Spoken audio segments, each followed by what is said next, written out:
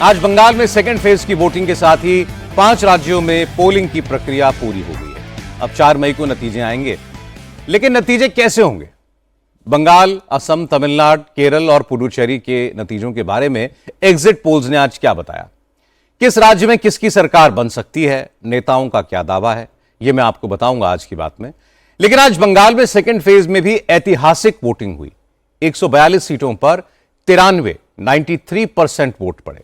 पहले और दूसरे फेज को मिलाकर इस बार बंगाल में कुल 92% पोलिंग हुई है। बंगाल के चुनावी इतिहास में पहली बार इतनी भारी वोटिंग हुई। इससे पहले बंगाल में 85% पोलिंग का रिकॉर्ड था। पोलिंग परसेंटेज इसलिए महत्वपूर्ण है क्योंकि अब तक रिकॉर्ड बताता है कि जब जब चुनाव में मतदान का प्रतिशत अप्रत्याशित रूप से बढ़ा है, तब तब बदलाव हुआ है। बंगाल में ही 2011 में 2006 के मुकाबले पोलिंग परसेंटेज 5% बढ़ा और उस वक्त ममता बनर्जी ने लेफ्ट फ्रंट के 34 साल के राज को उखाड़ फेंका था। इस बार क्या यह इतिहास फिर दोहराया जाएगा? क्योंकि बीजेपी के नेता दावा कर रहे हैं कि बंगाल की जनता ने ममता के शासन से मुक्ति के लिए बीजेपी के पक्ष में वोट दिया है।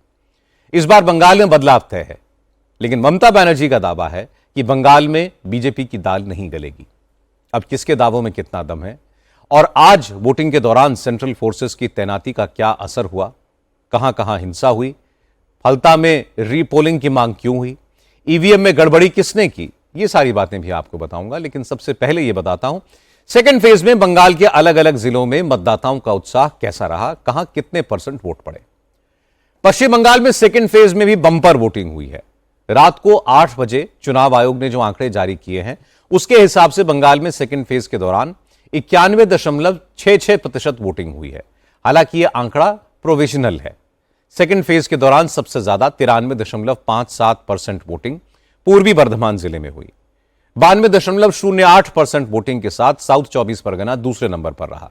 तो पड़ोसी नॉर्थ 24 परगना में 91.98% मतदान हुआ है। हुगली में 91.62%, नादिया जिले में 91.56%, हावड़ा में 91.42% वोटिंग हुई है। सेकेंड फेज में सबसे कम वोटिंग कोलकाता में हुई। कोलकाता नॉर्थ में 89.13% और कोलकाता साउथ में 87.52% वोटिंग हुई। छुटपुट घटनाओं को छोड़ दें तो आमतौर पर मतदान शांतिपूर्ण रहा। सेकेंड फेज की वोटिंग के दौरान सेंट्रल पैरामिलिट्री फोर्सेस के करीब 3.25 लाख जवानों को चुनाव के दौरान सुरक्षा के लिए तैनात किया गया था। कोलकाता में पैरामिलिट्री फोर्सेस ने एक सेंट्रल कंट्रोल रूम बनाया था, जहां से सभी 7 जिलों के अलग अलग इलाकों पर लगातार नजर रखी जा रही थी। नॉर्थ और साउथ 24 परगना के कुछ इलाकों में टीएमसी और बीजेपी के कार्यकर्ताओं के बीच भिड़ंत की खबरें आई। हालांकि सिक्योरिटी फोर्सेस ने हालात पर तुरंत काबू पा लिया। टीएमसी ने आरोप लगाया कि बीजेपी के इशारे पर कई जगहों पर सेंट्रल पैरामिलिट्री फोर्सेस ने वोटर्स से मारपीट की, टीएमसी के समर्थकों को धमकाया। वहीं साउथ 24 परगना की फलता सीट पर एक ईवीएम में बीजेपी के चुनाव चिन्ह पर टेप चिपकाए जाने की शिकायत मिली, जिसके बाद चुनाव आयोग ने कहा कि अगर शिकायत सही हुई तो यहां फिर पोलिंग कराई जाएगी।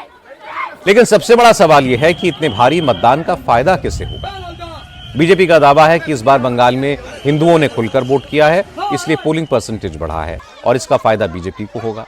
शुभेंदु अधिकारी ने कहा कि बंगाल में बदलाव तय है, ममता की विदाई होना तय है।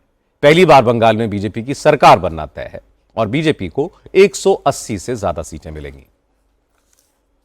हिंदू मतदाता पहली बार खुल के वोटिंग किया।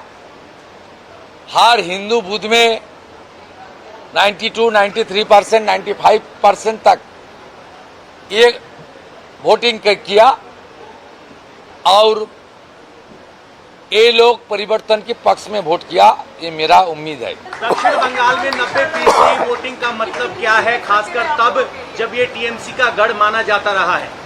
92%, 3% हिंदू बहुल क्षेत्रों में वोटिंग हुआ। मुसलमान ने 81, 80% वोटिंग किया। ये नया बंगाल, ये भगवा बंगाल,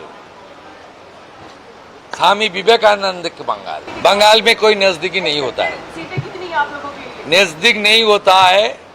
जो सरकार बनेगा, बीजेपी बनेगा, 180 से कम नहीं होगा। 180 से कम नहीं? जो ये बंगाल का ट्रेंड है, बंगाल का ट्रेंड है, जिसका सरकार बनता है। 2011 में भी टीएमसी को 184 मिला था। 1977 में सीपीएम को भी इस तरह का सीट मिला था। 2016 में टीएमसी को भी इस तरीके सीट मिला था। 2021 में उनको ज्यादा सीट मिला था 2011, और सीपीएम को ज्यादा सीट मिला था 2006 में 235।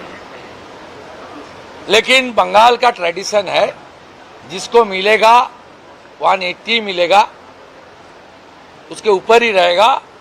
भागवा हो गया है, कमल खिल गया है। आने वाला दिन मोदी जी का नेतृत्व में एक राष्ट्रवादी सरकार बन रहा है। दूसरी तरफ ममता बनर्जी भी कॉन्फिडेंट हैं। ममता ने वोट डालने के बाद कहा कि बीजेपी को जिताने के लिए चुनाव आयोग ने पूरी ताकत लगा दी।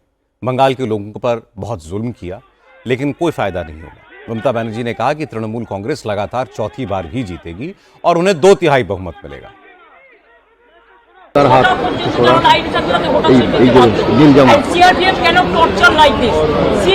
No state police is there. What none of the booths are state police. None of the booths. All they are captured. All they are captured. Is it their duty? They should secure the border.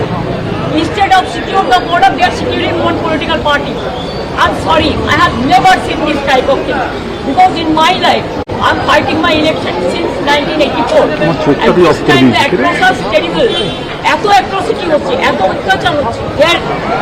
From yesterday night they started atrocities and they arrested so many of our people. Though there is a court order, it is a contempt of court. We have sent our notices to the concerned authority. But I have never seen this type of democracy. But instead of that, I am saying they have debuted the press media that whatever তারা যেটা বলবে সেটা প্রেসকে দেখাতে হবে যে BJP service. আমি বলছি no, victory is here and Trinamool is winning. একদম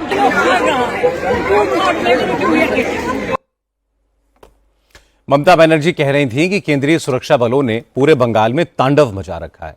पैरामिलिट्री फोर्सेस और चुनाव आयोग पूरी तरह बीजेपी का फेवर कर रहे हैं। हाईकोर्ट के आदेश के बावजूद टीएमसी के कार्यकर्ताओं को गिरफ्तार किया गया ताकि चुनाव प्रभावित किया जा सके। ममता ने कहा कि वो 1984 से चुनाव लड़ रही हैं, लेकिन इतना बायस्ड, इतना पक्षपात उन्होंने कभी नहीं देखा। इसके बावजूद टीएमसी चुनाव जीतेगी।